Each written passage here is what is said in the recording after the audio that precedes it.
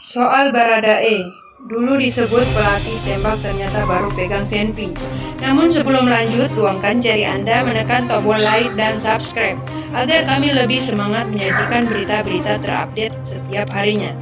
Baradae sempat disebut sebagai penembak nomor 1 dan juga pelatih tembak saat awal penanganan kasus tewasnya Brigadir C di rumah Irjen Verdi Sambo. Namun penilaian tersebut terkikis oleh temuan Lembaga Perlindungan Saksi dan Korban yang menemukan keterangan sebaliknya. Brigadir J tewas dalam baku tembak dengan Baradae di rumah Irjen Verdi Sambo. Brigadir J tewas dengan 5 tembakan yang dilepaskan Baradae. Sementara itu, Baradae sama sekali tidak terkena tembakan yang dilepaskan 7 kali oleh Brigadir J.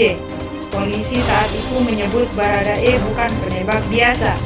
Baradae adalah penembak nomor 1 di Resimen Propos Korps Brimob sehingga piawai memegang senpi. Hal itu diungkap oleh mantan Kapolres Metro Jakarta Selatan Kombes Budi Herdi Susianto.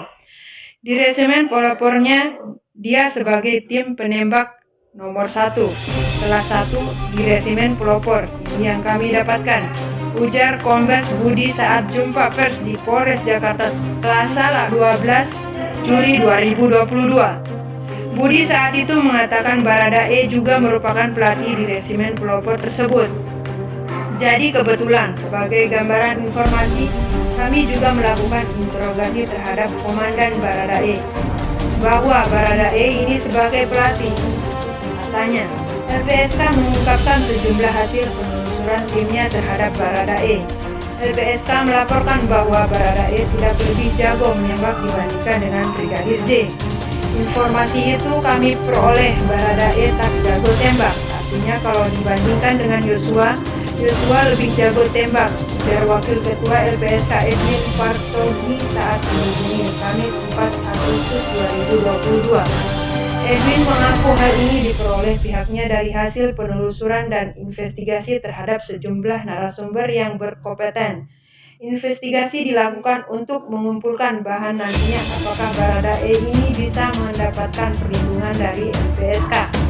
Kan kami dalam proses investigasi. Dalam proses investigasi ini kami himpun informasi dari manapun. Untuk informasi yang kami himpun adalah informasi yang bisa kami percaya sumbernya, kompeten menyampaikannya, jelasnya. Kendati demikian, Edwin mengatakan bukan masalah jago penembak atau tidak yang menjadi persoalan. Dia mengatakan Baradae telah memiliki kompetensi dalam memegang senjata api. Soal memegang pistol kan bukan soal jago nembak, tetapi memenuhi diantaranya tes psikologi imbuhnya. Edwin juga mengungkapkan keterangan Baradae soal kejadian tembak-menembak. Kemudian meminta agar diksi tembak-menembak tidak digunakan sebelum terungkap kebenaran peristiwanya seperti apa. Ya, itu cerita ada tembak-menembak. Tapi apakah cerita itu LPSK itu tidak mau masuk ke dalam peristiwanya?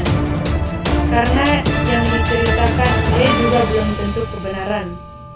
Yang disampaikan oleh bahwa dia nembak, tetapi apakah benar dia nembak? Kan kita belum tahu sebenarnya, jelasnya. LPSK kemudian mengungkap keterangan Baradae soal kapan dirinya mulai memegang senjata api. Barada baru memegang senjata api pada November 2021. Menurut keterangannya, dia baru pegang pistol pada bulan November tahun lalu dari Propam. Edwin Partogi dalam keterangan singkat dilansir Detik News Kamis 4 Agustus 2022.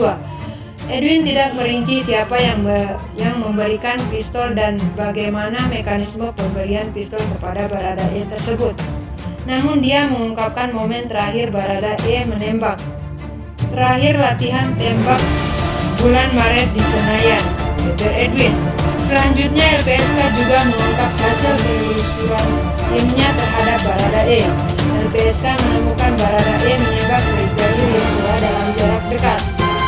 Ia jaraknya dekat dan tidak butuh keahlian dalam melakukan penembakan dalam jarak itu, kata Wakil Ketua LPSK Edwin Partogi Pasaribu kantor LPSK Jakarta Timur Jumat 8 Agustus 2022.